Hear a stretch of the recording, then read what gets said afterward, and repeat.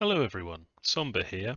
My all Warhammer Nations Skaven Blight game is still on a bit of a hiatus for the holidays, so I thought I'd start another of my Warhammer Modern Nation national overview videos, and this time we're going to be looking at the Ogre Kingdoms. I will put the version of the Sombre compilation mod and the individual nation mod that I'm using in the description of the video so that we don't have to talk about it here. So we can crack on and have a look at it. I'm going to follow the pretty normal structure that I've done for the Bretonnia and the Dwarfs video, which is that I'll talk a little bit of an overview of the nation, then I'll talk about the recruitable units, summonable units, the recruitable commanders and any summonable commanders. I will talk about the any multi-heroes or heroes that nation gets, and I will then talk about any national spells, national mechanics that are unusual, things that are different about the nation, and then finally some scales recommendations on kind of a lore basis, but also what you might find enjoyable to pick for scales. Again, this isn't intended to be a guide on how to play as the ogres. It's more just an overview to whet your appetite for playing as them, and just kind of encourage you to give the mod a go. So the first thing that you'll note is that rather than being called Ogre Kingdoms, which is what they are in Warhammer, that's what the Warhammer army is called, Ogre Kingdoms. They're called Goldtooth Tribe here. And the reason for that is because in Dominions, your starting province will be named after the nation that you are. So the base game Dominions nations all have names that work perfectly well for starting provinces, whereas some of the Warhammer nations, they have names that are kind of more general or broad that don't really work well for a specific province. I felt it was strange that a specific province would be called the Ogre Kingdoms. And there's a similar problem with things like the Tomb Kings. So, for instance, the Tomb Kings are called Nehekara, which is the name of their ancient empire, and I've chosen to name the Ogre Kingdoms after Goldtooth Tribe, which is the strongest of all of the Ogre tribes. So let's quickly go through their national features. Your race is Hungry Ogres, Ogrekin, and Noblars. Noblars are these little goblinoid type creatures. Ogres in the Warhammer setting are these very large, very strong, and ravenously hungry creatures who have most of their organs tucked away inside their stomachs, which are then protected by these gut plates that they wear. Consequently, they're very hard to kill, very tough, very strong, and they're very greedy, but they're not particularly stupid. I think they're slightly less smart than a human, but they're kind of a bit more canny about things than some of the greenskins. They prefer cold to scale too, because they mostly live in the mountains and in fairly cold place in the Warhammer world. Their military is made up of powerful ogre infantry, numerous noblars, because of course they're very cheap, these little goblin creatures, and then specialized creatures. For magic, they have plenty of blood, some fire, and then minor earth and nature. I might need to change this summary slightly because they do also have access to water through their yetis, but I will cover that when I'm looking at the commanders. Their priests are average.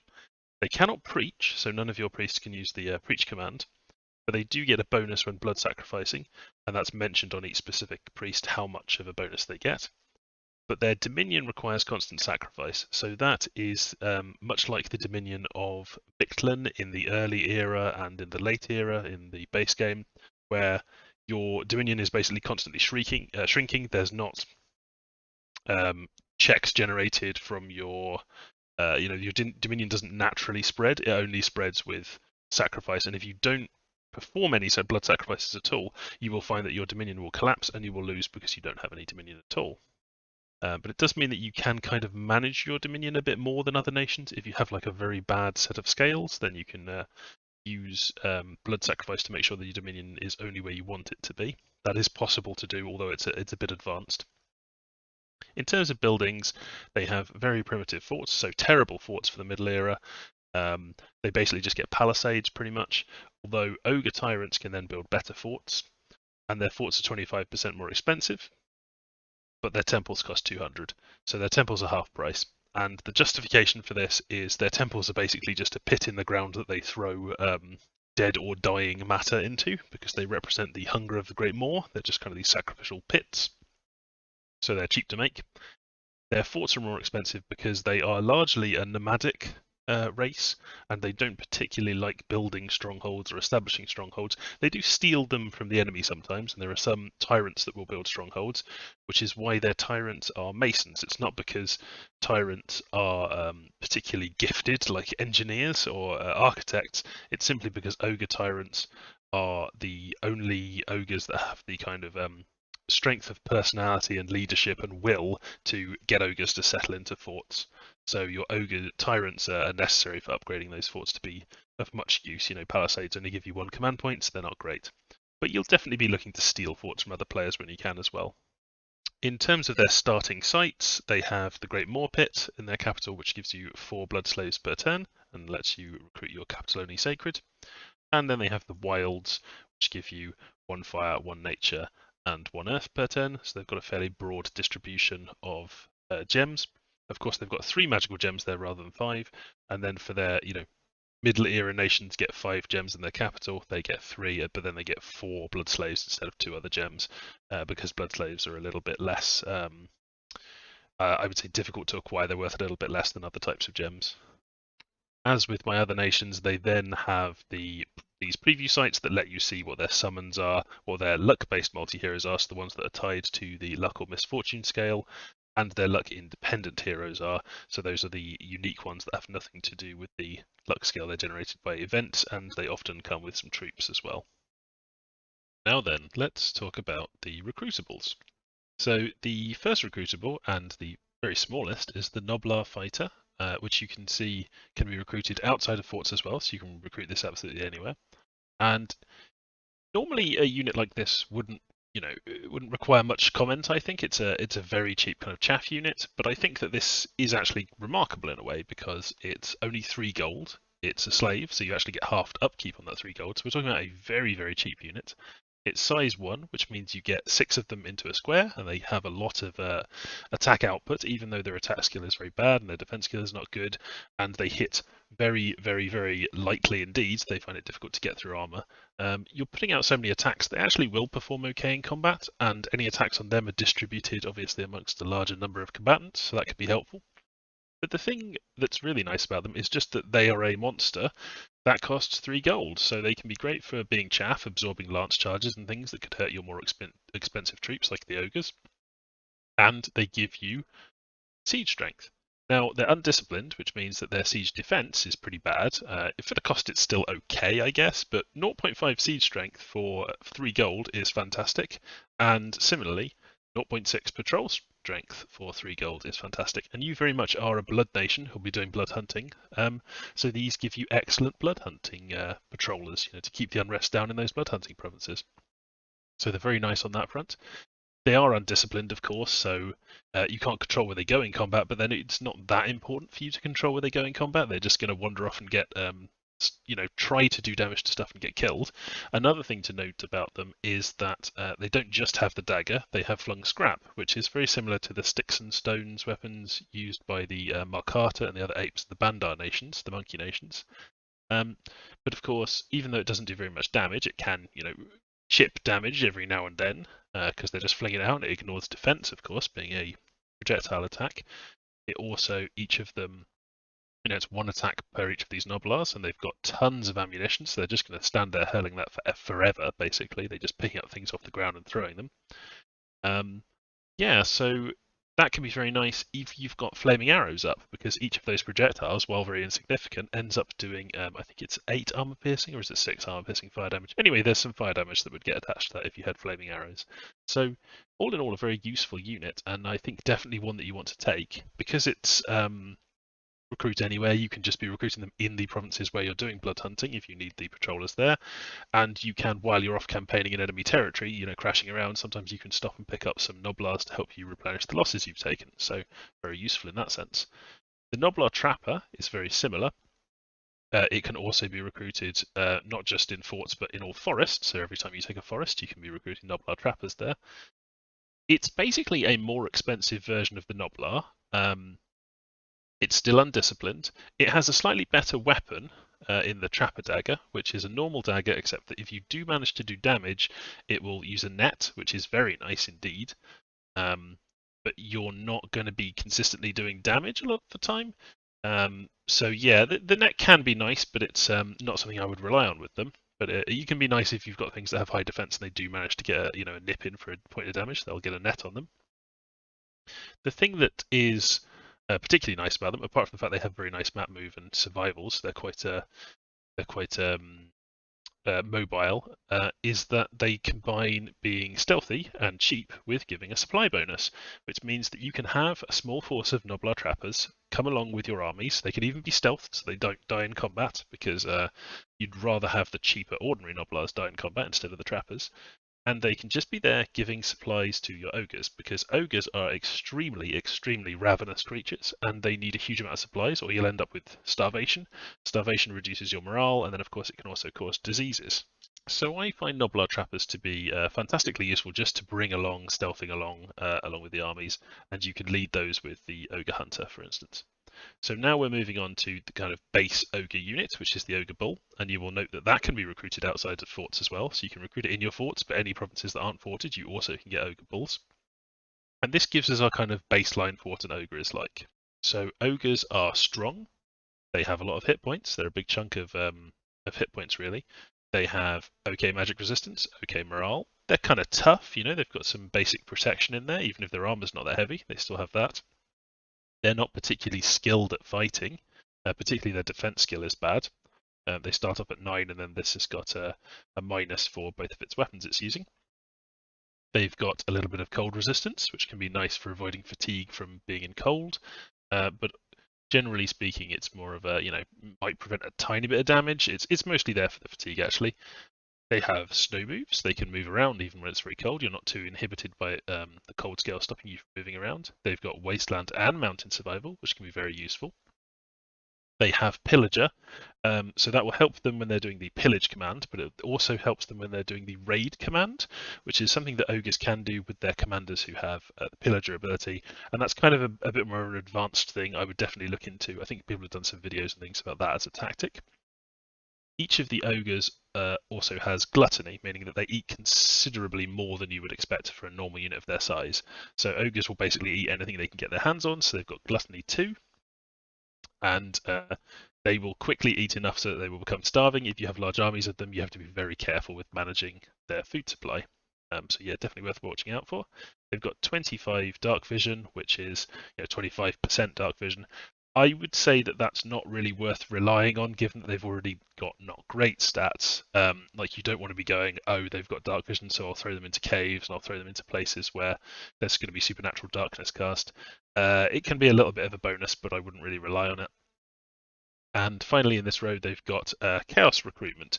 So the ogres want to have turmoil scales. It's really that simple. It's a national thing for them.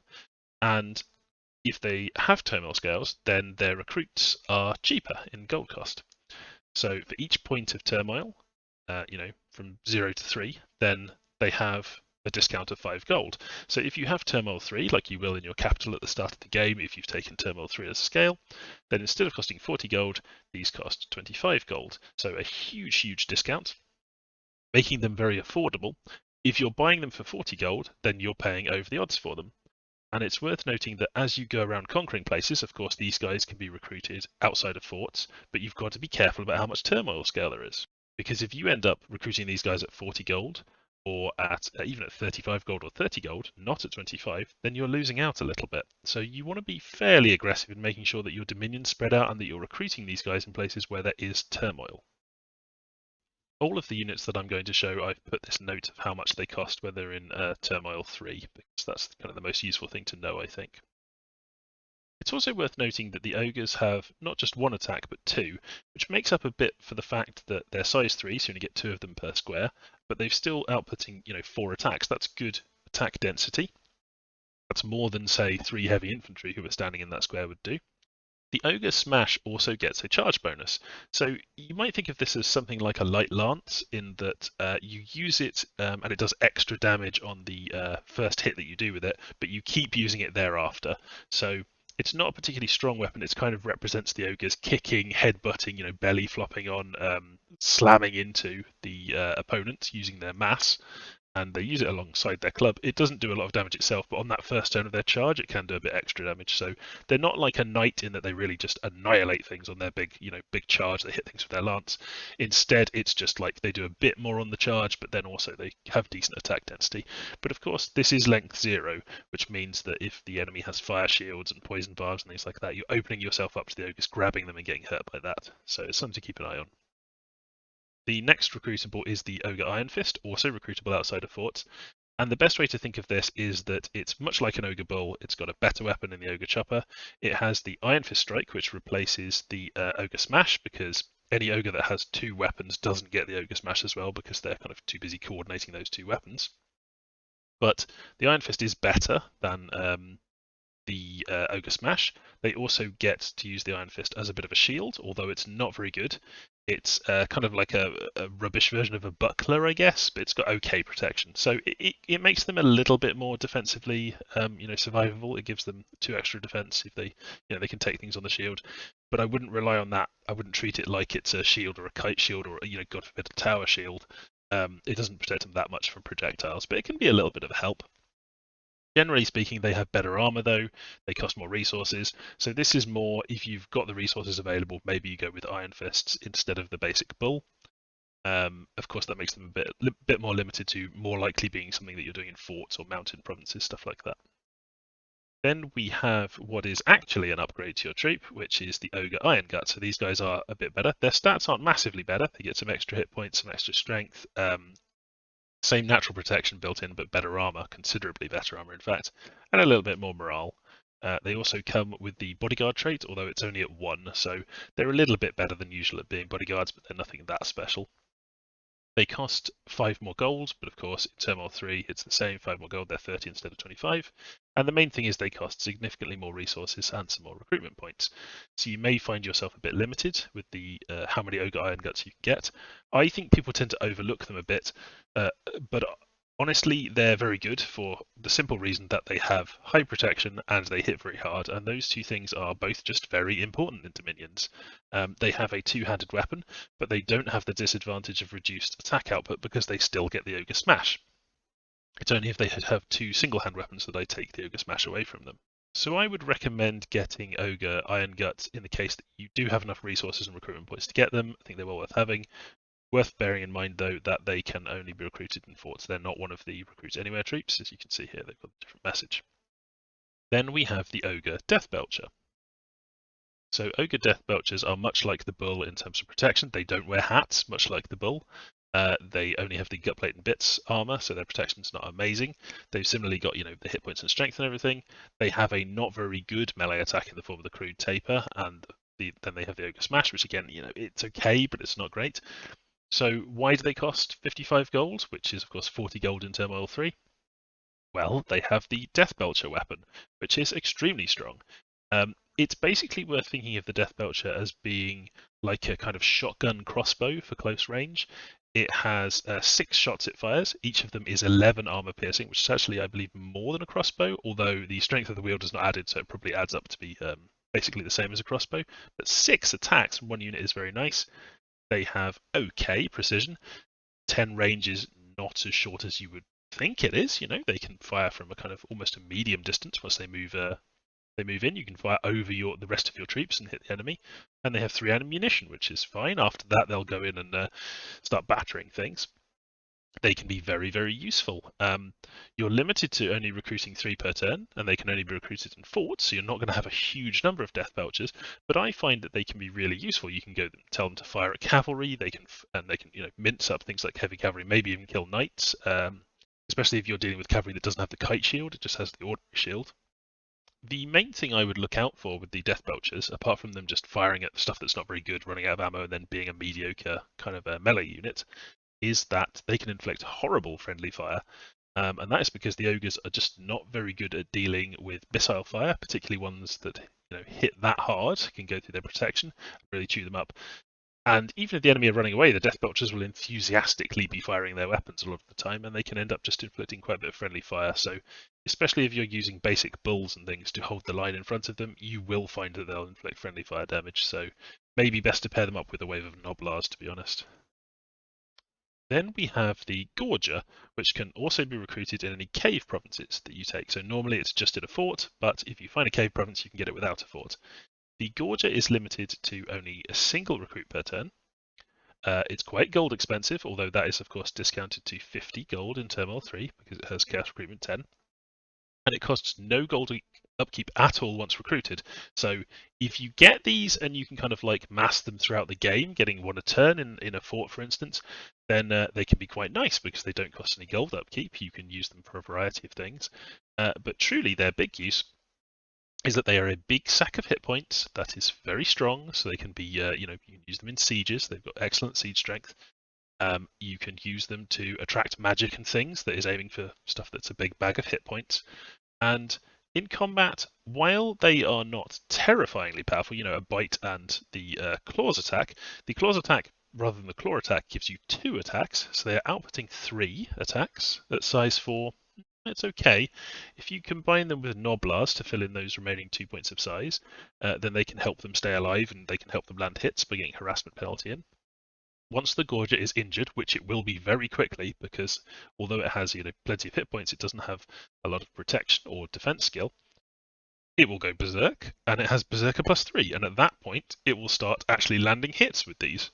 It can be a bit susceptible to being repelled. You can be repelled even if you have very excellent morale, like morale 18, but of course, once it berserks, it's much harder to repel them.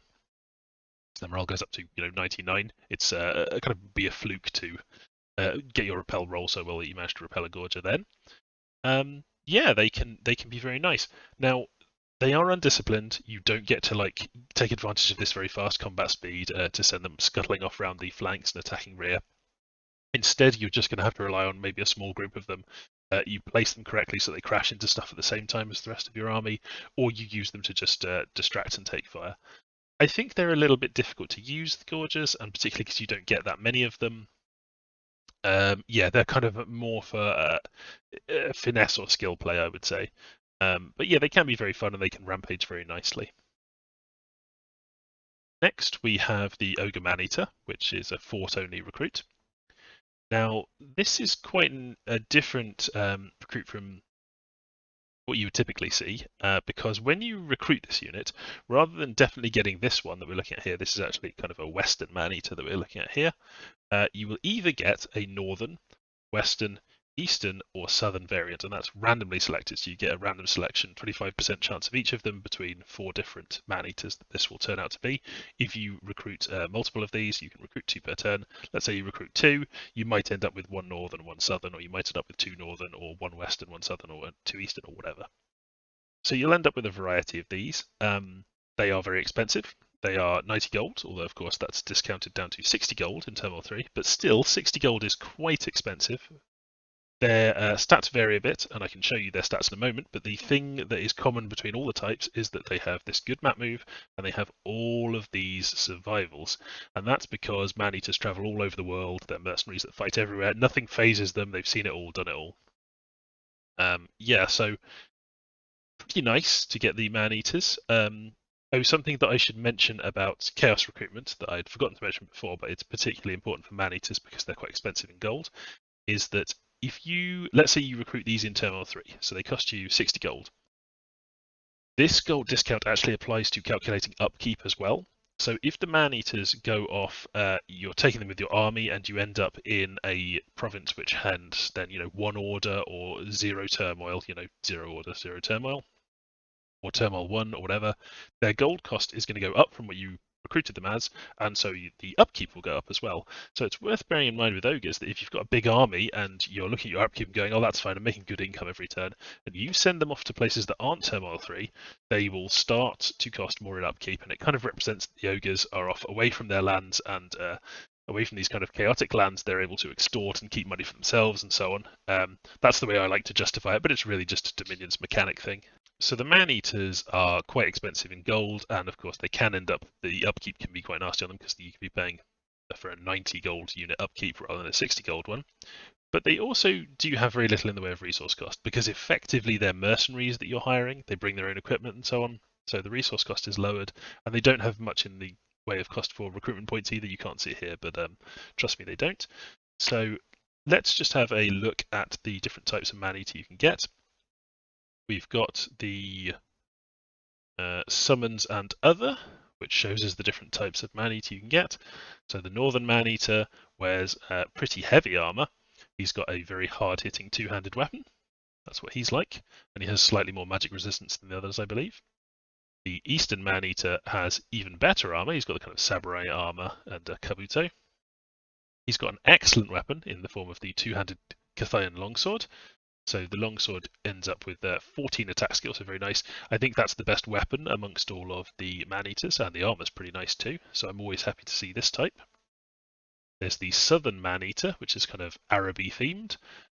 They come with a secondary attack, a shield spike from a spike shield, which is better than the usual ogre smash, so they have two pretty good attacks on them. Their protection is okay. And of course, they have a shield, so they're the best one against missile fire and one of the more survivable ones because of the bonus from that. And then we have the Western Man-Eater, which is kind of the default one, but you've got just as much chance as getting any of them. This Man-Eater has two attacks, which are pretty good. They're both broadswords, so he ends up with decent stats because of that, because broadswords are quite good weapons. That replaces the Ogre Smash, that second one. But his protection is a bit lower than the others. You know, he has only a reinforced leather cap on his head and gutplate bits for armor, so a bit worse there. So you've really got two that are very good against several enemies. These are the more hard-hitting and more heavily protected ones, and then you've got one of them that actually has a shield, which can be quite useful. Speaking of expensive units, we now come to the Mournfang Cavalry, and this is another one that is a fort only. It is limited to a single one per turn. The ogres have quite a few of these, so you've got quite a few troops where you can get a limited number of them, but hopefully that encourages you to kind of have a diverse army. They are very expensive, 110 gold, but of course this is discounted to 80 gold in Turmoil 3 because they've got Chaos Recruitment of 10. There it is. So this is best thought of as being super heavy cavalry. It's pretty fast for, you know, the rest of your lineup as you're looking at. It's, you know, it is cavalry. It's got the okay map move. They hit plenty hard. They have this long chopper, which is like a polearm. So having a length 4 weapon on a mounted unit is very nice. They're mounted and they get all the bonuses that you would associate with that. You know, the reduction of harassment and the extra defense that you get from being mounted. But of course they are size 5 because it's a whacking great ogre on a gigantic beast, the Mournfang. If the rider is killed, the stats of the rider, if they're killed, the Mournfang will fight on without them. And they have, you know, considering their size 5, it's decent here that you've got an attack, you know, 3 attacks that are pretty good being output. I think you can make good use of these attacking rear. The fact that they are size 5 can be relevant against some enemies that tramplers, things like that. You know, they can fight elephants, which is kind of a fun thing to do. The elephants can't trample them and they will just kill the elephants very easily. So yeah, there's a few benefits to them. And the Mournfang that you end up with fighting, so the Mournfang will only stick around for the duration of the battle. You don't get to keep them afterwards, I believe. Let's just check that. He'll fight until the end of the battle, before returning to his old territory, so he'll run off after the battle. But we can have a look at what the Mournfang is like, because it is also a summon that you can get. So here is the Mournfang. So you can see it's another big bag of hit points. It still hits pretty hard, it's still pretty decent, it's got good morale. Despite being an animal, it will stay in the fight. Its magic resistance is rubbish, but yeah, well. So yeah, I think that the problem with the Mournfang Cavalry is you don't have very many of them. They're very expensive. They actually take quite a bit of resources, and they also have a fair few recruitment points they need. You can't see that there, but trust me, they do. And so you're just not going to have very many of these. And if you have things in small groups, they can be more susceptible to routing. That's just a thing in Dominions, the small squad penalty to morale and routing checks. But they do give you the ability to just have these groups that can go and attack rear, and they're quite likely to survive combat. They're quite survivable, Mournfang Cavalry. So I think they're worth experimenting with. Even early on in the game, just having like 1 or 2 of them on the flank set on hold and attack rear can be pretty strong. Now we're moving into a unit that is really kind of a centerpiece of the nation, and that is the Ogre Pitfighter. So it's a capital only sacred, and as a capital only sacred, as you would expect for an Ogre capital only sacred, this guy can absolutely rock. He is very expensive, so it's 135 gold, but that is discounted down to 90 gold in Turmoil 3. So effectively he's 90 gold because you will have Turmoil 3 in your capital. He's quite expensive in terms of resources, quite expensive in terms of recruitment points, although because he's in the capital, that's less important. But the resources might be a bit of a constraint there. But this unit can absolutely stomp things if you have the right bless on it. So he has 2 pretty nice attacks. He has excellent armor. Ends up with a protection of 20. He has great morale. He's got okay magic resistance. He's not super slow or anything, so if he breaks the enemy and they start routing, he'll be pulling them up, chopping them to pieces. Hits like a truck, plenty of hit points, not that encumbered either. Survivals, snow move, and Berserker 3. And Berserker 3 is very important on this unit because he is not relying on his defense skill. He wants to hit, chop, chop, chop, chop, chop, and he wants to have his protection up high, and that is what going Berserk gives you. So, it also enables you to overcome repels, which you would be suffering because of your low-length weapons, and your morale is not, stellar. But once you've gone berserk, very, very difficult to repel indeed. If you have a bless on this unit that gives it more protection, if it gives it some more things to keep it alive, if you give it a little bit of reinvigoration, it can help. But I think one of the most important things is if you get regeneration on this as a bless, then they can just prove very difficult to kill indeed. And they can just sit there on the front line every turn, pretty much killing 2 things, having gone berserk, just hacking stuff up. They can be really savage, the pit fighters, and I think a lot of people do go in for that with this nation. They see this sacred and they go, oh, okay, I'm gonna go for a good bless on this one. So then we have another unit. I'm not actually sure why this is sorted to the right of this. Usually you get your capital only units over here. So I'm quite sure what's happening there. But the Noblar Scrap Launcher is limited to 1 per turn. It's very expensive, 145 gold, but that is discounted to 100 in Turmoil 3. And the best way to think about this is that it's basically like buying a bunch of short bows, because the scrap launcher is not going to do anything in melee, it's just going to sit at the back and it's going to fire this scrap barrage. The scrap barrage has 40 range, it's very inaccurate, but it fires out 20 shots. They're only 10 damage each. They're, I think, slightly less damaging than short bows when you consider the strength involved as well, so I think slightly worse than short bows. But you're getting 20 of them for 100 gold in Turmoil 3.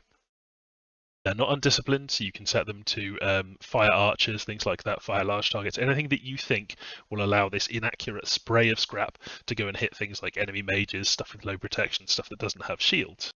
And unlike the Death Belcher, I would say that the Scrap Launcher is quite unlikely to do that much bad stuff to you in terms of friendly fire. Unless you've got it firing into big packs of your own Noblars, you do have enough protection hit points to just kind of shrug off these low damage attacks from the Scrap Barrage. Now, it is a size 6 unit. Only 20 hit points are listed here because that's the 20 hit points until the Rhinox gets very angry and throws off its shackles and just rampages, which I will show you in a moment. But it can end up drawing things like Soul Slays and stuff like that because of its bad magic resistance. So it's worth bearing that in mind, but that can be useful to have kind of a thing that can draw those spells away from your other stuff. Having size 6 means that they can, say, attack largest, and then their attacks will end up going for the Scrap Launcher. I think these can be nice. I wouldn't build a huge number of them, but I think depending on what type of enemy you're facing, he can be useful against skeleton spam. He can be useful at, like, occasionally if you script them correctly, they can end up hitting enemy mages and stuff with the scrap. I think it's worth having a few of these just to give you some extra missile fire. And I believe the scrap barrage works with flaming arrows as well, similar to the Noblar scrap attacks. Then we have another quite unusual and very large unit, and this one is actually so large that for the purposes of the recruitment screen, I have chosen to give it a smaller sprite just for the ease of use. So it is in fact bigger than this, and I think one of the preview sites shows you the full size of the Slave Giant, but I may be wrong about that. But he is a size 6, he has 95 hit points, he's absolutely gigantic. He has 25 strength, and he has a siege bonus, so if you want to siege things, 11.3, very nice, although he is very expensive. You can only get one of them per turn. I believe they are, capital only, so it's capital only 1 per turn. There's a bunch of things that are unusual about this unit, like having that many hit points, having a size 6 and so on is not something that you normally see on a unit. It's, I think the closest thing is something like Uruk has those Sirish chariots. They can recruit Sirishes. He doesn't have amazing protection.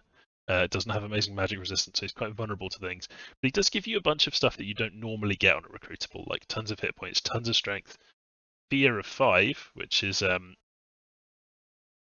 excuse me, yeah, fear can be very nice to have on a recruitable, just to be able to put that out there against certain enemies. He is undisciplined, and he is very expensive. 330 gold, but it is discounted to 225 gold in Turmoil 3. So that's what you should be looking at, is the 225 gold, because you will have Turmoil 3 in your capital. And he is a slave, which means that his upkeep is halved, so it's not terribly onerous. But really, the Slave Giant, I think the most exciting thing that he gives you is area effect attacks. So he's got the Giant Stomp, and this is area effect 1.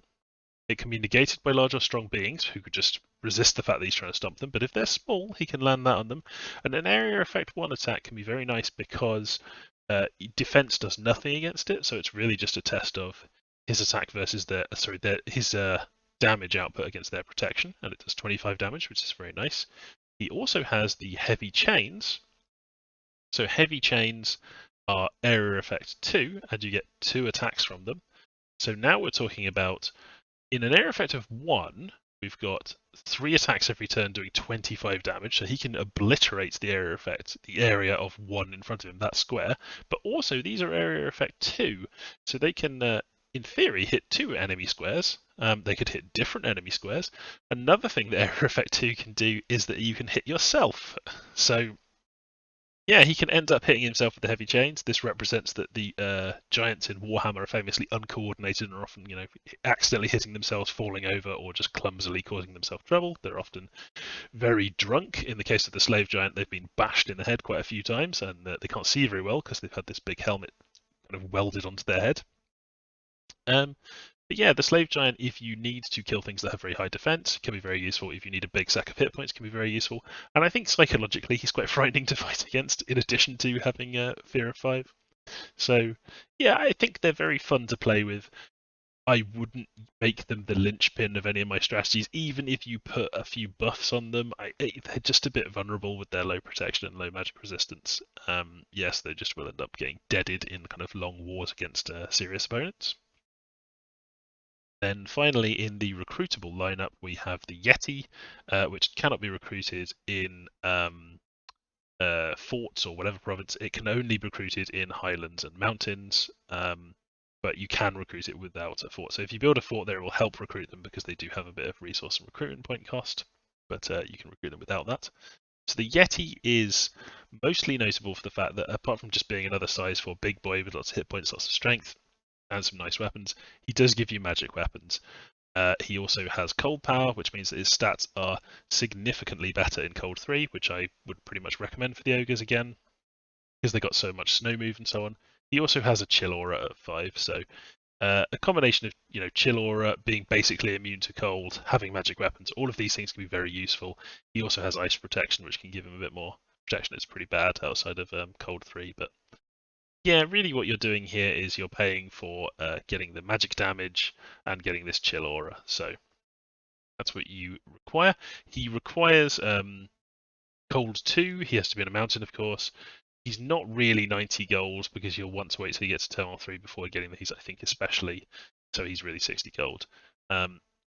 Again, a bit of a niche unit. I wouldn't build a ton of Yeti, but if you need magic weapons, they can be pretty useful on that front. And if you think that you can do something clever with Chill Aura, which can defeat quite a few things, can be very useful. It is worth bearing in mind that you have susceptibility to fire. So if they start getting hit with fire magic, falling fires, things like that will absolutely annihilate them, but even fireballs can be a problem for them. Oh, I realised I said I was going to show you the Rhinox that you get if the Noblar Scrap Launcher takes 20 points of damage. That is in this preview site. So here's the Rhinox. Big lump of hit points, tramples like an elephant, basically. A small elephant, the Rhinox. Yeah. So if your Scrap Launchers get killed, they take the damage, the Rhinox will run off and try and trample things, and it can be amusing, but not anything that's terribly tactically important. So we can also see a couple of units here that are also troops, but they're not recruitable. They're things that you get through summons, and I'll talk about those more when we come to the national spells and look at those. But the Saber Tusk is basically a kind of souped-up lion or tiger unit that has pretty decent morale, and its magic resistance isn't as bad as most animals, and it's also not undisciplined, so you can actually give it orders, which can be very helpful. You can set it on attack rear and so on, but it's quite vulnerable because of low protection and not the most hit points. We also have a summon, the Mortribe Ogre, which is basically an ogre bull that's sacred, and I'll talk about that a bit more when we come to the summons. There is a summon for Yetis, there is a summon for Gorges, which is the way that you would get more of them because they're only, one per turn, per fort or per cave province normally. So yeah, you've got a few different summonable troops, and there's some summonable commanders that I'll talk about in the national spell section as well. Looking at commanders for the ogres, let's start with the Noblar Scout. So this is a very basic scout, although it can be recruited outside of forts as well as inside of forts, which means every province that you take, you can recruit a scout in. It is a cheap scout at 20 gold, which means that ogres can actually have some of the best intelligence networks in the game. You really don't have an excuse for not having coverage of things. So build plenty of Noblar scouts, send them out all across to your neighbours. You can see what troops they have and so on. You can check on various things. You can use these for ferrying blood slaves around, all the normal scout stuff. It's just nice that you have a build anywhere 20 gold scout, and he has pretty good map move and survivals. His stealth is not good for a scout. It's the very lowest level of stealth, so these will get caught more often than normal scouts, but you're going to have plenty of them, so it's not really going to be a problem. Then you have your basic military commander, that's the Ogre Bruiser, and it's worth noting that those can be recruited outside of forts as well. And outside of forts, they cost the one command point they cost is in their favour. If they cost 2, then they would take a couple of turns to recruit, but here they're just taking the 1 turn. And the Ogre Bruiser can be very useful for ferrying troops around. He's also got pretty great stats, frankly. It's a big step up in hit points, big step up in strength. He's got an okay weapon in the Ogre Great Club. He can do quite a bit. He is a tier 1 commander in the standard Warhammer mod system, so he gets unsurroundable and a bit more magic resistance than usual. He is not very expensive. He's only 55 gold in Turmoil 3, and he's got Pillager. And on a unit, Pillager just means that they're better at pillaging. A unit with Pillager 5 would be the equivalent of like 5 extra men for the purposes of pillaging. But on a commander, it actually does something special. Because on a commander, it gives them access to the raid ability, which allows you basically to, if you're sitting in a province and there's an enemy province neighbouring you, instead of moving to the enemy province, taking it over and then pillaging, you can instead pillage it from the safety of your own province. And there's a lot of different stuff you can do with raid. It's quite a peculiar ability. Not that many nations have it because you need to have a commander with pillager. It can be very useful. I'm not going to go into the details of it here, but it's kind of a thematic thing that you can do with ogres, just run raids into enemy territory. He also has Taskmaster, which makes him better for bossing around Noblars and the like, but his leadership is not particularly big. He's got the standard 60 OK leadership, can't do formations, but doesn't have, you can have 2 squads without morale penalty, so that's nice. The only other thing to note about the Ogre Bruiser really is that he is a tax collector, which I've mentioned in some previous videos. It lets you take gold in, even if you can't trace a route to a fort to take the gold from that province, you can take the gold for that province. Tax collector can be particularly nice if you've got an Ogre Bruiser who is in an army that's just tromping through enemy territory, taking provinces. Even if they are not connected up to other stuff, you take the income from that province. So it can help you a bit when you're kind of raiding, and generally be a thematic thing for the Ogre Bruiser to give you. Then you have your deluxe military commander in the form of the Ogre Tyrant. So he takes 2 command points, but he is a tier 3, so he has Unsurroundable 3, and he has significantly more magic resistance than you might expect. Big bag of hit points, pretty nice built-in armor, so his protection's up there. He has 3 attacks in close combat. He breaks the normal ogre rules of you can't coordinate 2 one-handed weapons and an ogre smash. He can. He can hit things with the ogre chopper, he can hit things with the hammer, and he can headbutt / kick / bite / belly flop on them. He is size 4, which means that it's worth considering some other things that you could sneak into a square, like a couple of Noblars or size 2 units if you happen to have some. The ogres don't really natively have any, but you can sneak some in. He is also a tax collector. He is an even better taskmaster. As a leader, he is a good leader. He can do formations, he can do 80 units, and he gives a squad morale bonus. The Ogre Tyrant is potentially, I think, thuggable with the right items. Because he doesn't have any spells, it can be a lot of players would just say, yeah, don't try and turn this guy into a thug, don't try and do any kind of heavy lifting combat with him, just use him for a little bit of combat. But I would say maybe you can with the right items, and it can be quite fun to kit out Ogre Tyrants and have them bashing stuff. They also have two other important mechanics that I want to talk about. So the first is that they are masons. Now, normally Mason represents that, yeah, here, construction of more advanced forts and so on, and it represents kind of engineering architectural skill. In the case of the Ogre Tyrant, as I mentioned earlier in the video, it's just because they have the authority to upgrade things into proper forts, because Ogre forts are otherwise very crap. But yeah, you can upgrade them, so you're going to want to have some Ogre Tyrants to make sure that your forts get to producing 2 command points per turn. And Ogre Tyrants also have an ability. Oh, I should mention that they're at 95 gold in Turmoil 3, not 140 gold. As with everything else, it's worth just checking how much they actually cost. But Ogre Tyrants also have this ability where they can get promoted, and then once they're promoted, the next turn, so there is a bit of a delay on it, they will be given a big name. And there is a site that shows you all the different big name tyrants that you can get. So the threshold for getting promoted is 35 experience. That is quite doable for an Ogre Tyrant. I tend to have these guys set on they'll be with some troops, they'll maybe have some bodyguards, and I'll set them on, say, hold, and then attack. So they'll get in and sometimes kill some stuff, and they can actually be quite clutch in coming through with a victory, just because they can crack in combat. You know, they have lots of attacks, they're pretty tough, and unlikely to just die against random stuff. So yeah, you can get some extra experience by them just walloping things. But if you do get promoted and then get a big name, you get a variety of possible bonuses. So this site here is expressly for the purpose of telling you what the big names are. So we've got all the different big names, and I'm not really going to go through what each of them is, because if you look at one of them, they say at the bottom what they give you, and some of them are better than others, but this one's a good example of a pretty strong one because it makes you sacred and gives you 3 berserk. Both of those can be a very interesting thing for you to have. Particularly sacred if you've got a nice bless that you've been using on your pit fighters, it will go very well on a tyrant. But yeah, we have all of these. I'm just going to click through these so that the eagle-eyed viewer can pause and have a quick look at them. So this is the Long Strider, this is the Wall Crusher, this is the Giant Breaker, this is the Beast Killer, this is the Brawler Guts, this is the Kin Eater, this is the Mountain Eater, and this is the Death Cheater. So when you get promoted, your tyrant could become one of these. Simple as that. Now let's move on to the mages. So the first of them is the Firebelly. Firebellies are pretty straightforward. They're an ogre. They have all of the usual ogre stuff, but they don't have the best protection because they don't have lots of heavy armor, which is quite classic for a mage, but they're still pretty tough because they are an ogre. And they have 2 fire, which is enough to let you do with Phoenix Power and some gems cast flaming arrows and lots of other nice tricks. A fire level 2 mage is something that everyone should know quite a few different things you can do with.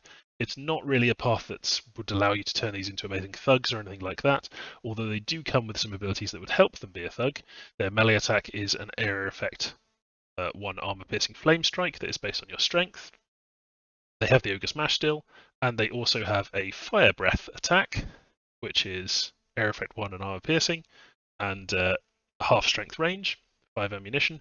So you can actually send these guys in to just vomit fire on things sometimes if you don't have spells that you want them casting. So there's a few things you can do with the Firebelly, but basically it's a fire mage. It gives you fire access. They pretty much suck at researching. For 100 gold non-sacred, 7 research, not great. Then we have the Hunter. The Hunter, in addition to being recruitable in every fort, can also be recruited in any highland or mountain province. And that is very nice for a mage, being able to get them outside the forts. But of course, it does still cost 2 command points, and you still have to build a lab to recruit them, I think, unless I have allowed them to be recruited without a lab. No, I don't think so. They have really terrible magic research. So even though typically people would look at a mage and they'd go, oh, you have mages that are recruitable outside of fort. This could be exciting. I could get loads of these and then take magic scales and really boost through those. Well, they have 5 research built in for 100 gold in Turmoil 3, so maybe you don't want to be doing that. In terms of magic, they have one nature built in, and then they have either one nature or one earth. One nature and one earth can be useful buffing paths, and it gives you a little bit of diversity, but really it's the nature 2 ones that are going to be more useful. They do give you access to a lot of cool stuff, nature 2, lots of forgeable things that'd be great on thugs you can get with nature 2, so it's very nice to have that. They also have this harpoon attack. You could use eagle eyes and then have them throw their harpoon. Their harpoon is fairly accurate. If it does hit something, and it hits very, very hard indeed, it then does some extra damage against larger beings, which is armor negating. So it does 3 armor negating damage, but if they are larger than size 3, it does 9 armor negating damage, which can be very nice. And then it does a net on them, which is quite good. So you could do something with that, particularly if you're trying to deal with like an enemy titan or something and it doesn't have a shield. Then you could have some of these guys who do eagle eyes and then fire at large targets, and they could try and take down a titan with their harpoons, which would be very cool. They have good map move and lots of survivabilities, and they have stealthy, although they are only the base level of stealthy. They're not very good at sneaking around. They've got 10 leadership, so you can have hunters accompany your armies, and they can bring along a bunch of Noblar trappers. And just like the Noblar trappers, because they are hunters, they give you a supply bonus, but their supply bonus is also boosted up by their nature magic. So you end up with hunters being a good way of keeping your troops supplied, even if they don't end up forging items to give them more supplies.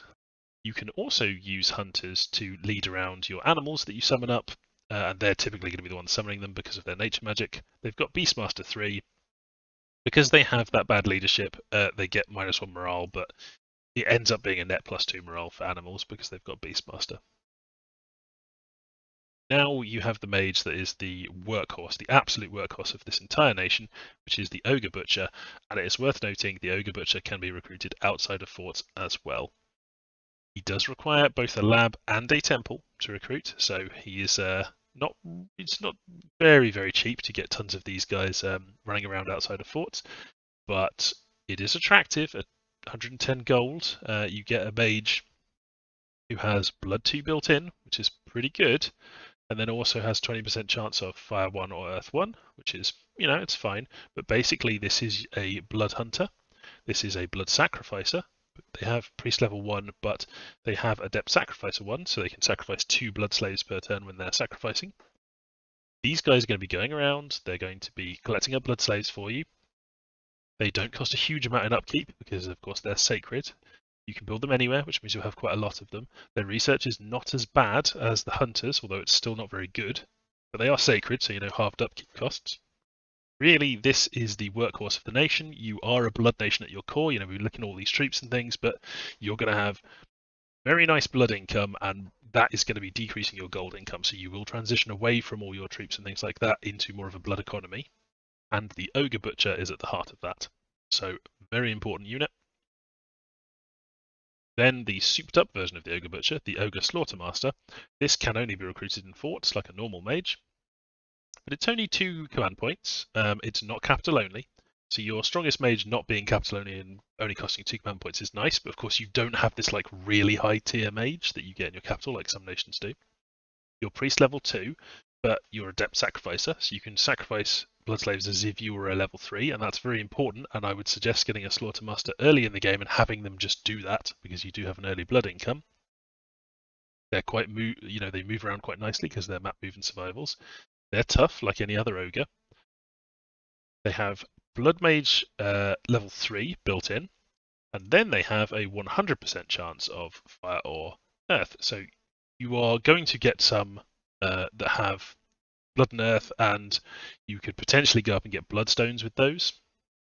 Having Blood at level 3 is nice because I think that lets you get up and get the Anathema and the Brazen Vessel and the Armor of Souls. I think you can do all 3 of those off the back of Blood 3. I may be wrong about that, but I think that's the case. Yeah, they're still not very good researchers. Ogres just not very into the book learning, more about the hacking and smashing and eating. They learn by tasting, let's put it that way.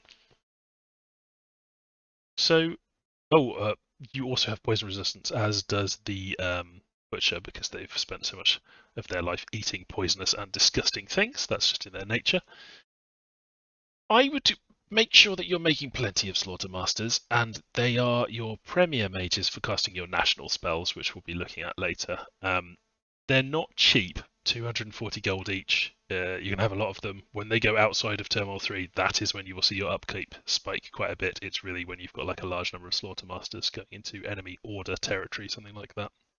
Then finally, for recruitable commanders, is the Yeti Shaman. So he is the leader of these kind of basic troop Yeti. He is Ogre Kin.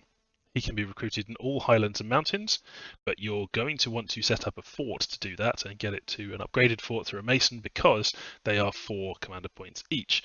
So I was saying that you don't really have this kind of uber mage that's really slow to recruit just in your capital, and that's true, but you do have an equivalent sort of thing, which you're going to want as many as you can get of, and they're quite expensive and slow to get.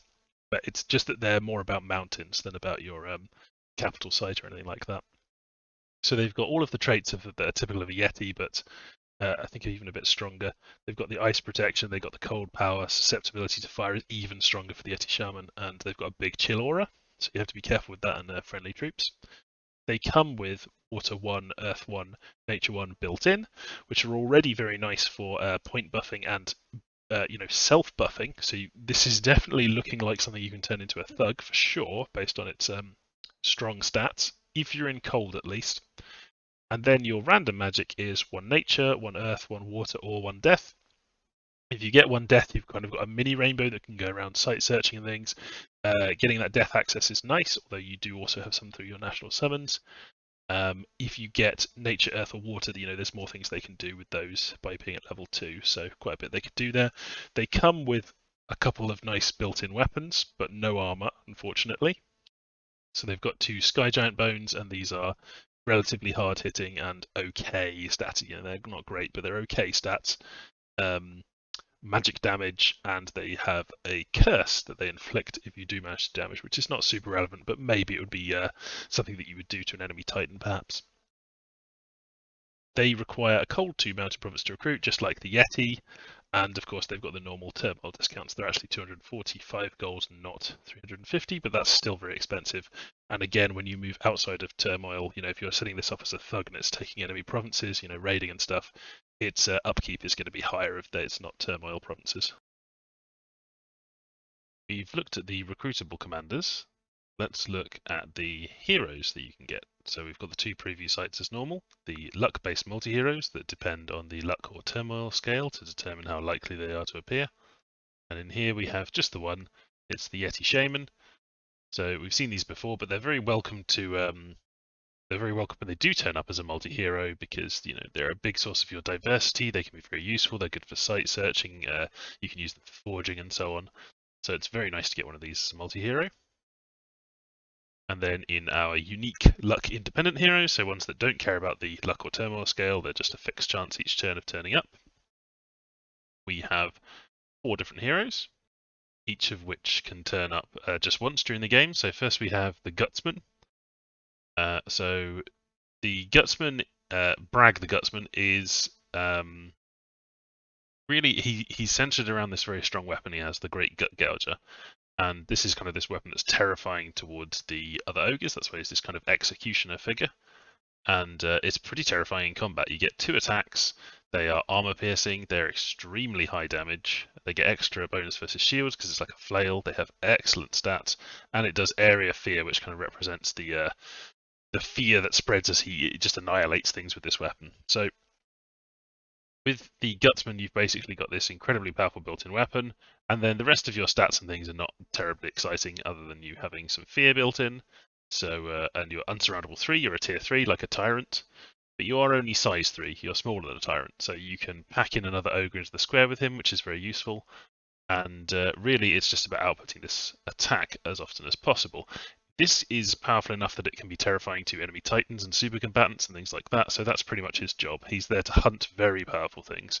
You can toughen him up, you can give him strong armor, you can give him powerful helmets. Maybe you would give him like a fear helmet, you would give him maybe some reinvigoration items, something like that. If you can get regeneration on him, that's good. He's not sacred though, so he can't benefit from a bless. And he's no kind of leader at all because no one wants to follow the Gutsman. They're all terrified of him. Then we have the similarly named Brow, the Slave Lord. So Brow is much like a tyrant. He's a mason. He's got very similar stats to a tyrant. He looks quite similar to a tyrant, but his big thing is that he can kind of create these slaves that serve him in life, and then when they die, also serve him as soulless. So each month he generates 5 living slaves and 4 soulless slaves. So he's kind of a source of these very cheap chaff units to use for various things. They're not super exciting because you've already got the Noblar filling that role, and Noblar are very cheap. But it is good to have this constant source of free extra troops. He makes them automatically, so you can use him to lead armies around. He's got leadership 80, so he's a decent leader like a tyrant. He's got all the other things a tyrant has. In addition, he is undead, which comes with some built-in weaknesses, of course, because Rao himself has been kind of taken over by these enchanted chains that he has, and he is a Death 2 mage. Being a Death 2 mage, it gives you a little bit of diversity. You don't have death on any of your other things except for your summons. Actually, I think you can get death on your Yeti Shaman, can't you? Let me just check that, but I'm pretty sure. Death is an option? Yeah, you can get 1 death there. But having 2 death is nice through Brow. He also has the Dark Chains and Flesh Flare magic weapons. So the Flesh Flare is nice in that it's 2 attacks, and things that it kills rise up as soulless beings. And it's okay. It's it does additional weakness. It's a magic weapon. It's not a bad weapon to have. And then he's got the secondary weapon of the Dark Chains. Now these have a more interesting secondary effect. If they manage to cause damage, then they will check against magic resistance, and if the roll is not passed, then the thing is enslaved. So you basically get control of them. You get control of them as a troop, even if they are a commander, so you can't use it to steal very powerful mages unless you then find a way to give them Gift of Reason or something like that, but it's basically not going to happen. So this is more just a thematic thing, and something in combat he can sometimes steal a tough troop that's fighting him, getting them to switch sides it can be useful. So that is Brow the Slave Lord. Then we have these 2 kind of prophets. The first prophet of the Wastes. So he is, as you can see from the graphic, being a kind of a rudimentary butcher that got set on fire, basically. He is this first of these butchers who became a prophet for the creatures of the wasteland. He has got Holy 3. He is a Dominion spreader, so he's permanently blessed. So he's like another prophet, basically. He is a level 2 Adept Sacrificer, so you can have Groth One Finger sitting around sacrificing 5 slaves a turn, which is very strong in terms of the amount of Dominion it can output, and he spreads 1 Dominion automatically. He's got fear built in, like I think Slaughtermasters have, and he's got just better than normal Slaughtermaster paths. So he's a pumped up Slaughtermaster, but I think the really important thing about him is just that he has got Holy 3, which is useful because you don't have a recruitable Holy 3. He can go off and capture thrones, and he's a Dominion spreader. So it's like having an extra powerful prophet. So that's very nice. Then we have our other prophet, the prophet of the Great Maw. So this is kind of a prophet of the wastes and a little bit of chaos, corruption, and fire.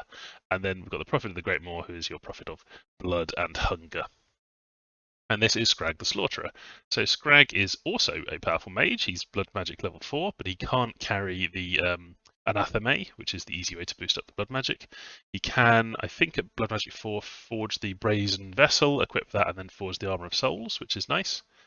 He is, however, an absolute combat monster, unlike Groth.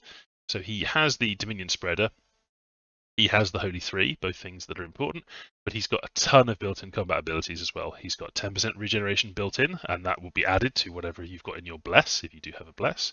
He has a Berserker level 4, and he has automatically gone Berserk as well, because of his Cauldron. So you can't use him for in-battle magic at all, because he will always be Berserked. He has recuperation built in, so he can recover from afflictions he gets. He is a dreadful researcher, do not use him for research. He is an adept sacrificer, so again can sacrifice 5 blood slaves a turn. So he's another one of these super prophets, but he is much more powerful in close combat because he has these very strong weapons built in, he has regeneration, he is in a better position to make use of his fear, things like that. He is self-berserking, which means he ends up with very high attack strength and very high protection, particularly if you manage to get some armor and a helmet on him, which I would recommend for Scrag. In combat, one of the nice things about him is you might not have to give him reinvigoration because he's got a built-in life drain attack, which of course is just useful for generally if it's an armor piercing attack that does a lot of damage and is magic, but also it lets you get back both hit points and recover fatigue by hitting your enemies with it. His weapons are Scrag's meat hook, which is very nice. It's a decent weapon, but then also if it manages to damage the enemy and they don't pass a difficult magic resistance check, he will rip their arm off. And then the Stump Blade, which is the same thing, difficult to pass magic resistance if you get damaged by it, he will chop a leg off. So he is quite capable of chopping up Titans and other very strong super combatants, because if he can land hits on them, he chops off arms and legs, which is a very strong effect. And of course, he is very accurate and he is very high damage, so he's quite likely to land those hits. The other thing that's important about Scrag is that in every battle he's in, he will summon 4 Godgers that come from the edges of the battlefield. So much like with Howl, something like that, Will-o'-the-Wisp, it can be very beneficial to have these things coming in from the edge of the battlefield. It disrupts enemy formations, you might get to a mage, etc. But instead of it being like a puny wolf or something like that, it's a whacking great Gorger. He gets 4 of them in every single battle, and consequently, if you can get him in lots of important battles, in addition to being very good at fighting and just chopping things up very nicely, he's also giving you that distraction and potentially assassinated some mages, things like that, by having those Gorgers involved in the fight. So he is probably the strongest of their heroes, I would say. And you'll be very glad for him turning up. He can't turn up very early in the game. He's a bit limited in that sense, and he's a bit less likely to turn up than the others because he's so strong. There are a couple of heroes that I would like to add here. There's Greasus Goldtooth, for which the Goldtooth tribe is named. He's the most famous ogre tyrant. He's got a bit of a difficult sprite to do, and I just never got around to doing it, but I'd like to add him at some point. And there's also Jared the Red, who is a kind of super beastmaster, who has a less difficult sprite, but I'm kind of less interested in doing Jared, but maybe I will add him at some point. I think I'm slightly put off just by the fact that his name's Jared as well. It's like a fantasy spelling of Jared, it's like Jared. But anyway, I can show you that the summon site also has their summonable commanders, which are the Henchfiend, Yeti Shaman, which we've already seen, but they do have a summon for that, the Morgut, and the Morfiend. So I can show those briefly. I'm not really going to go into details about them because I'll cover them when I look at the individual spells, because we're going to look at national spells next. But, just briefly, here is the Henchfiend. Here are the randoms on the Henchfiend. Note the not terrible research the Henchfiend has. Here is the Morgut. Note the built-in combat abilities such as regeneration, but also that he eats lots of population and that he has a horrifically wonderful sprite, which I am very proud of having done. And then there's the Morfiend, which again, he's got some nice combat abilities and nice stats, particularly tons and tons of hit points, given he's just size 3. So he is a weird demon. And he has some nice paths, which you can very much benefit from. But I will be looking at those when I look at the national spells, which is next. Let's go through the national spells that are available.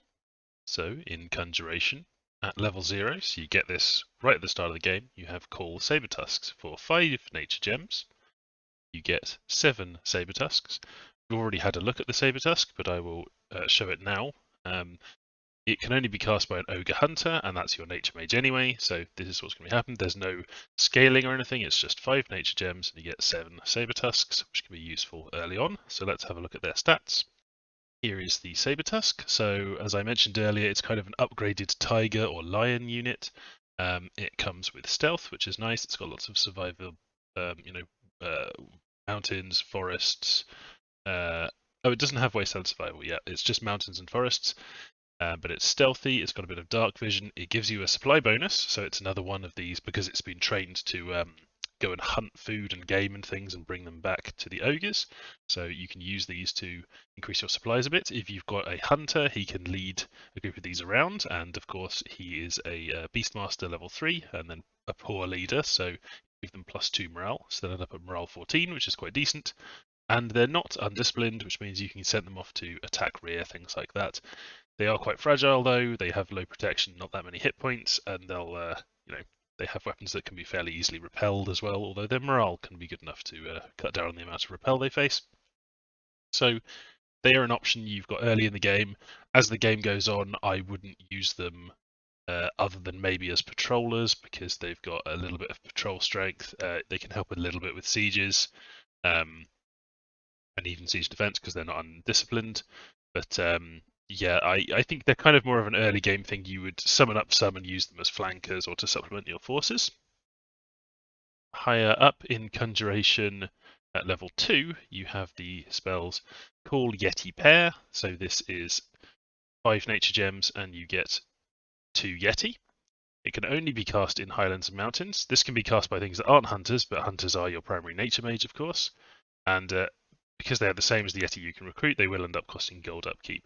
So this is just a way of turning nature gems into some more troops. It's not expected to be massively efficient or something that you will do a huge amount calling these Yeti in this way, but it can be a way to supplement your armies, particularly if you're in winter, the enemy also has cold 3, something like that. The Yeti can be fairly strong troops, and obviously if you're up against something where you desperately need things that have magic weapons, well, the Yeti have magical weapons, and 2 of them for 5 nature gems is not too bad. Then there is the Yeti Shaman summon. So I would consider this to be very efficient and quite heavily discounted. It is only 13 nature gems, which is very low for a mage, particularly a mage that is a strong thug. So the Yeti Shaman, very undercosted spell here. You can again only cast it in highlands and mountains, but it's low research, and you end up with this mage that would normally be hard to get. So generally speaking, because this is so cheap, and in fact this may be a bit too cheap, and maybe I will decide to push up the gem cost of this a little bit. I think I will potentially maybe push this up a little bit because it's just really cheap. The issue with this being very cheap is obviously this is strong and gets you extra research, you can get a path to doing research and so on if you do manage to get good nature gem income, but also the problem with this being cheap is that it's just meaning that you don't have the nature gems available for other things like calling saber tusks, calling the Yeti pair, or calling Mournfangs, which are at level 4. So this is 2 nature gems, 2 nature, but you can easily get that on your hunters and you can get that on your Yeti shaman as well. 7 nature gems, and you get 5 Mournfangs. So I would say once you get to this level and you can cast Call Mournfangs, you would probably never want to be using Call Saber Tusks anymore because the Mournfang spell is pretty much just better. So I'll show you a Mournfang now. So here are the Mournfangs. So again, you're getting 5 of these. They're big chunks of hit points. They hit pretty hard. They've got good morale. Their protection's a bit better than the Saber Tusks, so they can stand up a bit more in combat. But they are big, so you only fit 1 of them per square rather than 2 of them per square. But you could get some smaller sized things to go in the gaps possibly.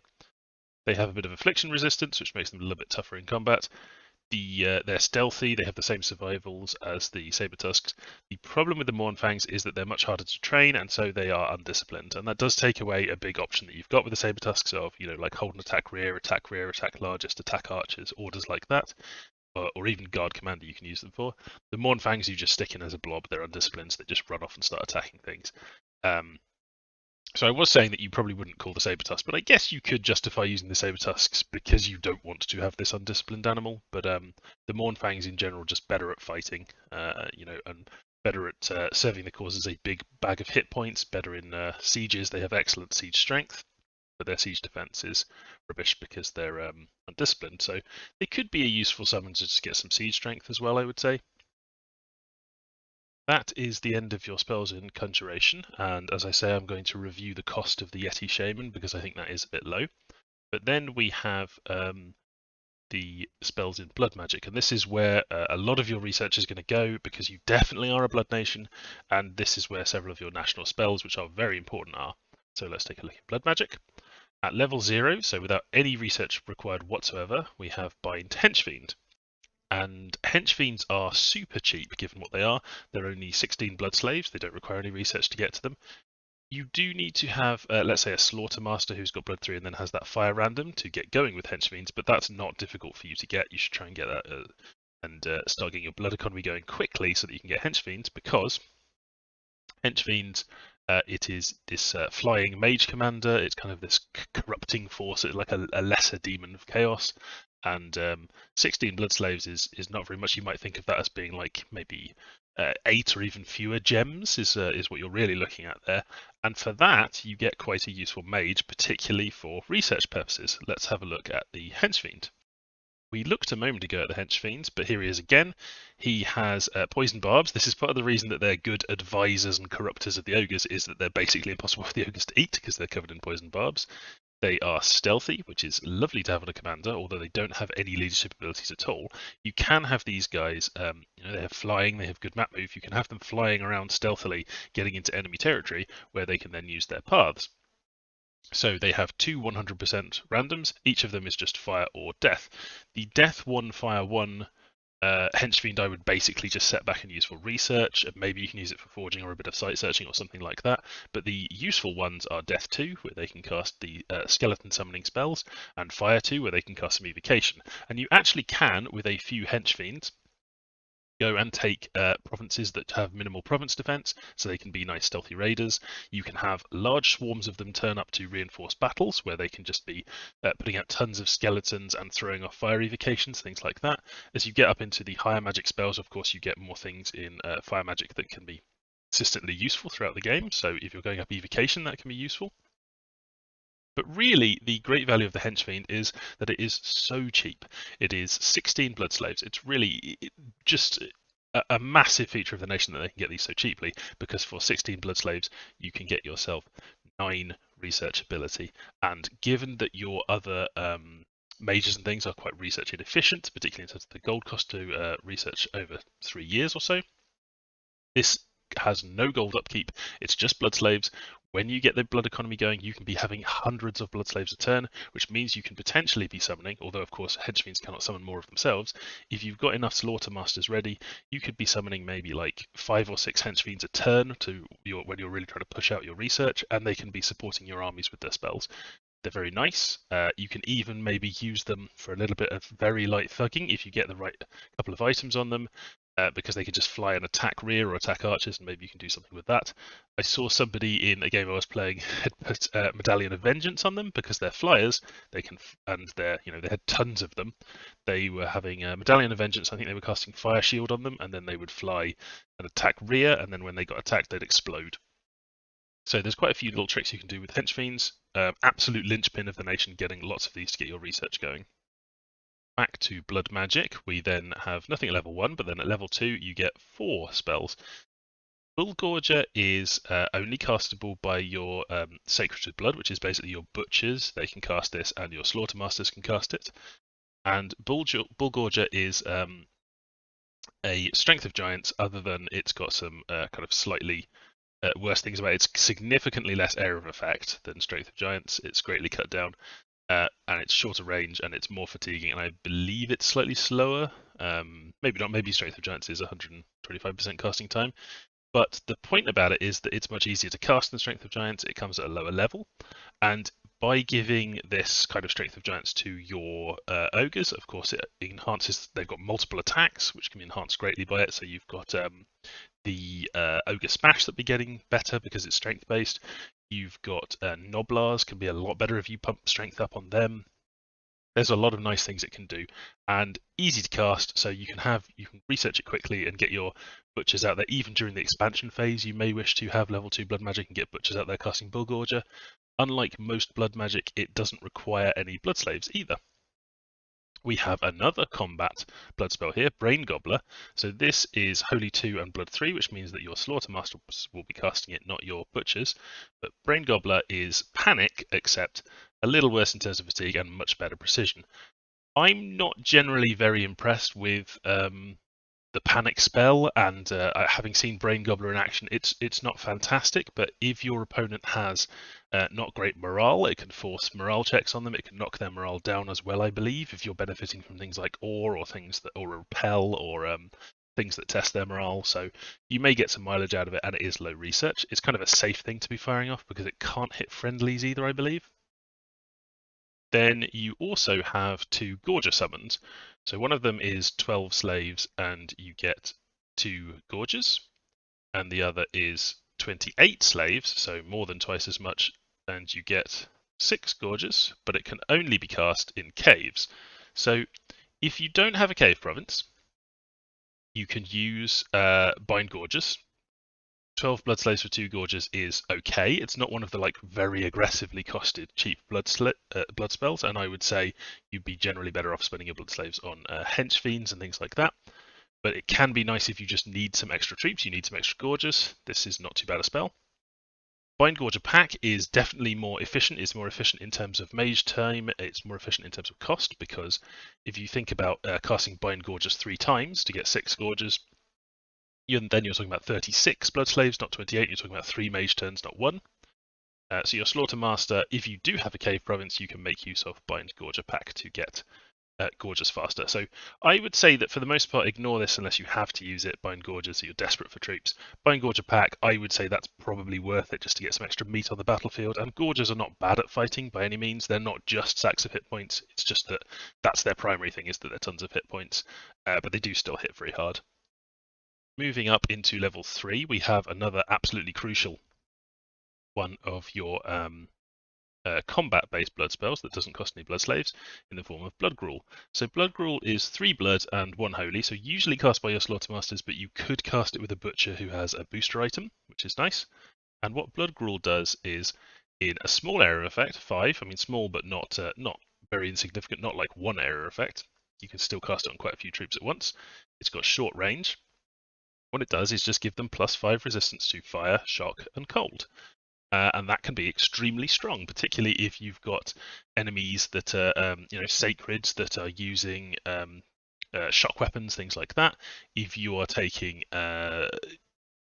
cold or fire fatigue damage from things, Blood Gruel can be very effective.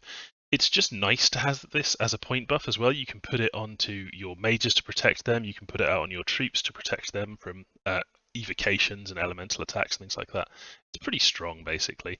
And again, it kind of shores up some of the weaknesses that you have through your slower research or lack of diversity.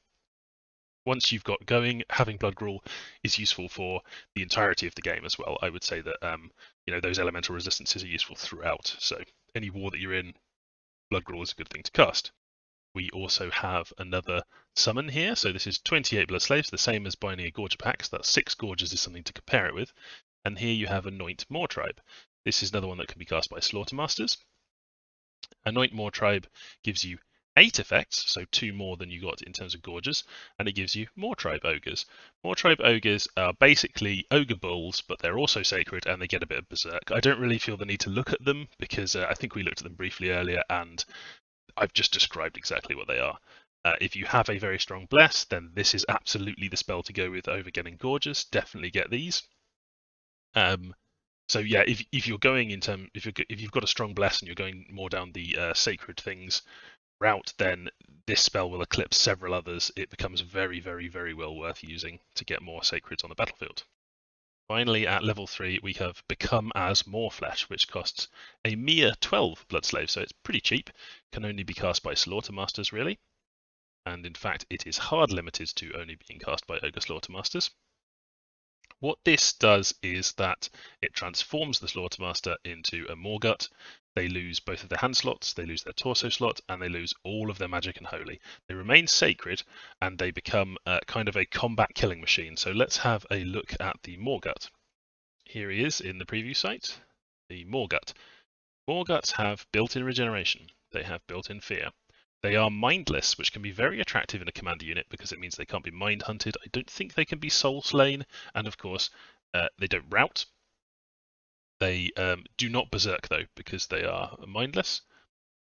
They have spirit sight and are blind because they're not using their heads anymore. They're basically the ogre's body, the Slaughtermaster's body, is destroyed and is just turned into this mouth that it's just moving around, which eats things, and everything it eats just kind of gets devoured and goes off to the Great Maw.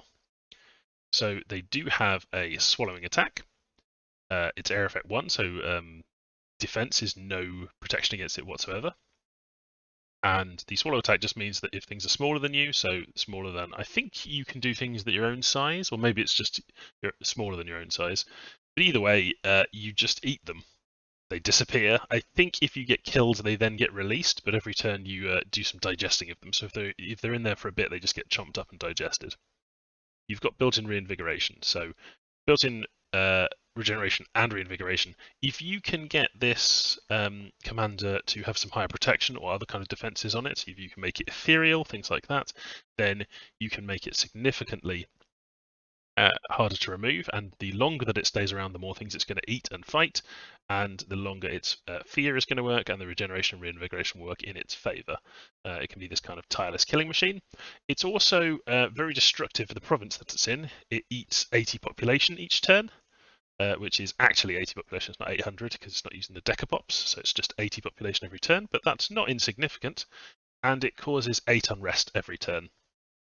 So it messes up a province that it's in. It's not something that you want to have sitting around in your own provinces, certainly, but you can have it kind of off raiding, attacking enemy armies and things.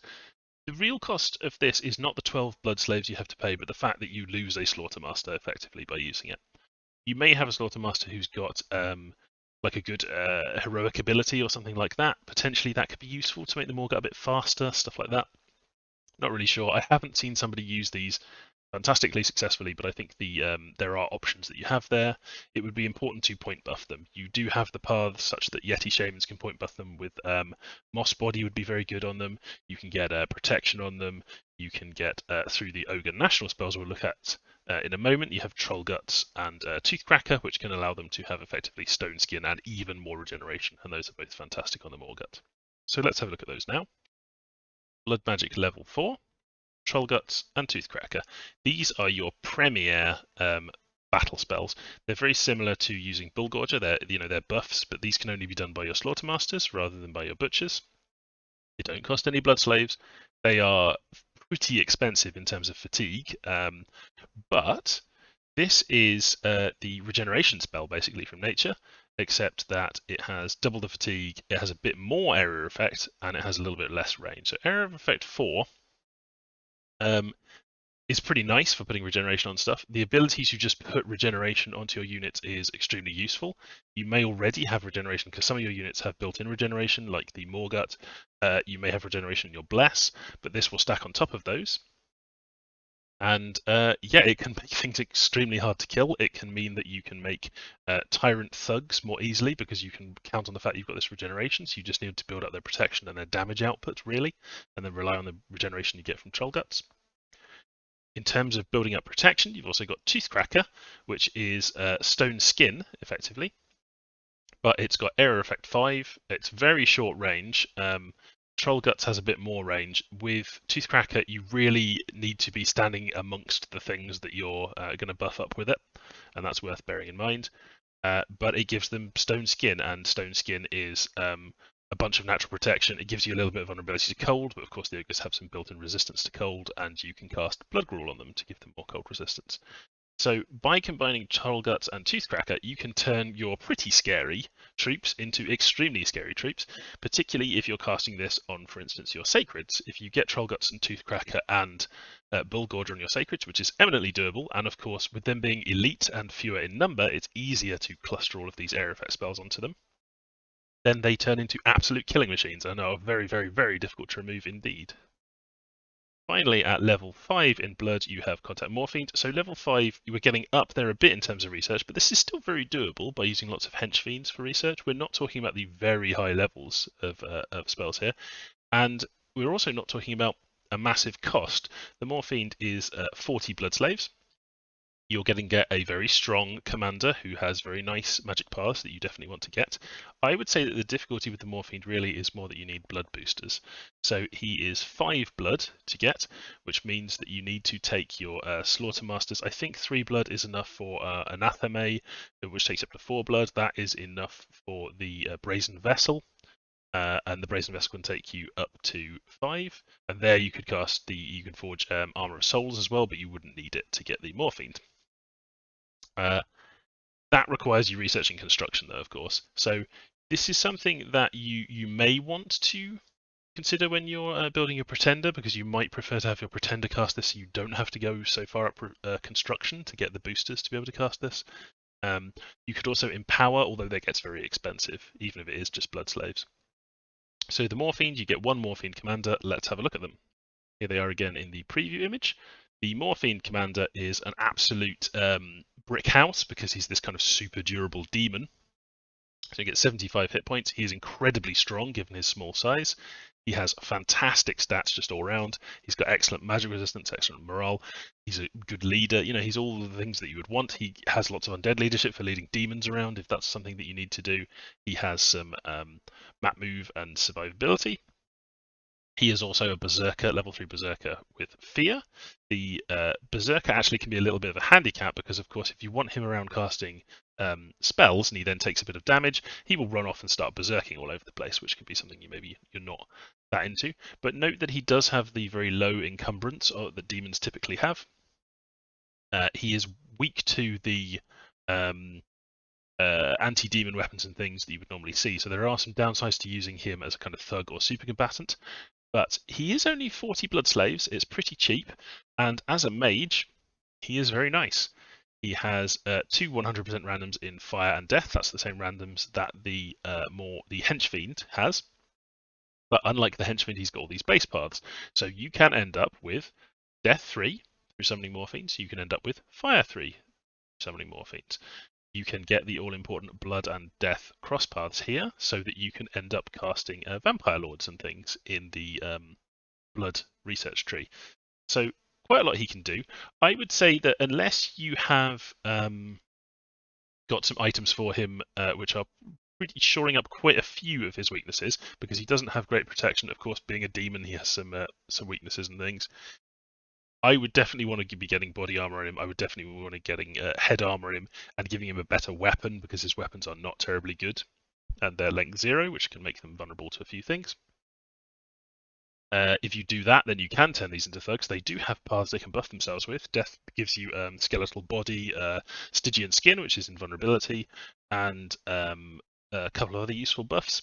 Fire, you can have fire shield. You can do Phoenix Pyre later, possibly. You can use these guys for a bit of research, but I would much rather just be using lots of hench fiends rather than using more fiends. They have some nice things built in that make them better at being thugs, such as the fact they don't need to eat. The berserker can be useful if you're relying on your protection. That can be nice. It can make them better at repelling as well if you get a long weapon in their hands, because it pumps their attack skill up quite a bit. They have fear built in. Again, very useful for repel, but just generally useful for a thug. They have 15 fire resistance built in. There's plenty of items that can take that up higher, so they'll basically be immune to fire. And they have 15 poison resistance built in. So they've got a couple of nice resistances already built in. You can do plenty of point buffing on them. You've got your moss bodies, you've got Toothcracker and Troll Guts are both extremely good on the Morphiend, obviously, giving it regeneration and higher protection. You've got Blood Gruel, which gives it extra protections, including the missing cold protection it doesn't currently have, and shock protection. So you can definitely use these guys as thugs. You will have to then go and do construction research and things anyway, but I would recommend doing that with the ogres. I think that's an important thing for them. Although, having said all of that, I think one of the great benefits of morphines is that you can use them just to phase out in your blood economy all of your things that rely on gold. You can stop using your slaughtermasters and butchers to go and blood hunt, using dowsing rods and stuff, because for 40 blood slaves you get a blood level 2 mage. So of course they can go off and take a dowsing rod and then hunt as a blood level 3 mage. And they can be getting your blood income with no gold upkeep involved, which can be important because you will be kind of trashing your gold income if you're doing a full blood economy. So something definitely worth bearing in mind there. That is it for the national spells. So what I'm going to do next is have a very, very quick brief look at the Pretender selection, and then we're going to talk a tiny little bit about scales, although again I'm not really giving you a guide to what I think you should take, just what would be thematically appropriate, and maybe what would be kind of useful to have fun with the ogres. Here we have the Ogres Pretender selection screen, but before I talk about just quickly have a look at the theme of the Pretenders here. Before I do that, I just wanted to say, as an addendum to the Commander and Summon stats I was talking about before, I did decide to increase the cost of the Yeti Shaman Summon by 3 nature gems. So not a massive increase, but it's still quite cheap for the mage you're getting, but made it a little bit more expensive. And I decided to decrease the hit points of the Morphines by a bit from 75 to 65, because they seemed just kind of a little bit out of line with what I thought they should be. So I've made those tweaks, and they'll appear in the patch notes for the latest version of the Ogres. All of those notes always appear in the DM file. You can read the changes that have happened over the various versions. Of course, that will appear in the compilation pack as well. So the theme of the pretenders that you can select is basically that the ogres do not like tiny little men. They like big, badass, scary things, so big monsters. They like things that have blood. They quite like giants, even though in the lore, the ogres have this massive war with what they call the sky giants, and they managed to kill them all. They greatly respected them as enemies, and so I thought it fitting that you could have a fallen sky giant of some kind leading the ogres on. So we've got kind of big monsters, dragons, big beasts, things that have blood, particularly like the Moloch, things like that. The Freak Lord, because they respect the freak, maybe not the person writing it, but the big scary freak. And a selection of these big, chunky immobiles as well, which you can use for strong blesses. So a selection, not a huge selection, less than quite a few nations would get, but a selection where you do have a variety of different paths and different ways you can go with like awake titans and things like that to help with expansion. And I would recommend considering how you're going to keep yourself alive with your Dominion. So that's something to consider in your scales. Having higher Dominion will allow your blood sacrificing to be stronger, and it may help you a bit early on, keeping yourself alive when you're doing those early blood sacrifices to avoid your Dominion collapsing, because of course you can't preach and you have dying Dominion. It constantly withdraws, it doesn't spread normally in temples and the like. So in terms of your scales, I would suggest having fairly good Dominion, although you don't need to have a very high Dominion score because you're not going to be able to make a huge number of your sacreds from your capital. You don't need to be pushing it up to be like, if you had a very cheap sacred that was capital only, you might want to give very high Dominion just so you get several of them a turn. Although you will often be recruiting a mage who is sacred, so that will eat into your allowance a little bit. Definitely take Turmoil 3 because everything you've got pretty much is Turmoil recruitment. I can understand that people might try to argue you would take Order 3 just because you need lots of gold, but I just think that they would be missing out on the fact that your Turmoil recruitment is like, it accounts for usually more than 1/3 of the cost of your things you're recruiting, and upkeep as well in your capital. So definitely take Turmoil 3. I would say that you can get away with a bit of sloth. I wouldn't take a huge amount of sloth. You can, because you do have these very low resource cost things, but you will find that early on you don't want resources to be a big bottleneck, and your sacreds are quite high in resource cost and so on. So I would not take very high sloth. I would make maybe one sloth. If you have a particular style of expansion that needs resources early on to just make lots of troops, you may want to take a bit of productivity, but I would take maybe neutral or a little bit of sloth.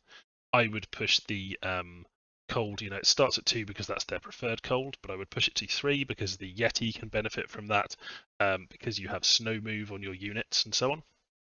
So I would take that to 3. I would suggest taking growth because you do need money. You're not getting it from your order of production here, so a good place to get it is from your growth, and you are a blood hunting nation, and growth can be very helpful for replenishing the losses from blood hunting, keeping provinces above 5,000 and so on. So I think I would take growth there. You may wish to consider taking Magic 3 because you are going to have a huge number of cheap research mages, and your basic mages will be helped by having Magic 3 as well. It's not definitely something that you need, but I think it's good because you'll have so many hench fiends, and getting this bonus, they've got 9 research, I believe, and having that bonus of 3 is fairly significant because you're going to have lots of those. So maybe 3 magic. There's lots of blesses you can take. I'm not really going to go into blesses, but you want to consider your sacred mages, the fact that your morphines are sacred for later in the game. You might want a good bless on them, and of course you have an extremely strong capital only sacred who, with a strong bless, can be an absolute terror to people. So you may want to take a bunch of points to help with your bless. In terms of fortune misfortune, I think it's really up to you. You have a pretty good multi-hero, but he's not like amazing or anything, and your heroes are not tied to luck and misfortune scales. But given that you're taking turmoil, I would probably recommend taking just pure luck, because turmoil increases the chances of events happening, and luck increases the chances of them happening and of them being positive. So if you had turmoil misfortune, you could end up with some absolutely horrific events constantly bothering you, wrecking you, knocking over your blood hunting provinces, things like that. So maybe take luck. It's worth noting that Growth 3, Luck 3, and Magic 3 unlock some really nice events as well. So I think I would recommend taking these kind of extreme scales, something like this with 6 or more Dominion strength. So those are the scales I would go for. I think that they're pretty thematic for the ogres. Certainly, lots of chaos. Growth kind of fits in with their eating of everything. If you think about it, you could, I guess, argue that death fits in with that as well, and their fortune. I'm not sure. Maybe that's kind of thematically neutral, and I would say magic's kind of thematically neutral as well. They don't particularly like doing research and things, but they are resistant to chaos, corruption, and magical corruption to some extent. They have a little bit higher magic resistance than normal. But I would say that this can kind of represent the fact that they're coming from these magical lands where they've got the Great Moors opened up and they've got these old sky giant runes and things. So I think this is thematically defensible too. So that is an overview of the Ogre Nation. I hope that that will encourage you to give them a try. I think they're really fun. You can really enjoy being just disgusting, which is nice. So I hope you have fun with them. That is all from me today, and I'm probably going to be going back to doing more of my Skaven turn videos, and it may be a little while before I do another national overview, but I hope you subscribe to the channel, keep watching and so on, and yeah, it's just fun to play stuff, play Dominions and kind of share things with people, particularly my own mods. Thanks for watching, and I will see you next time.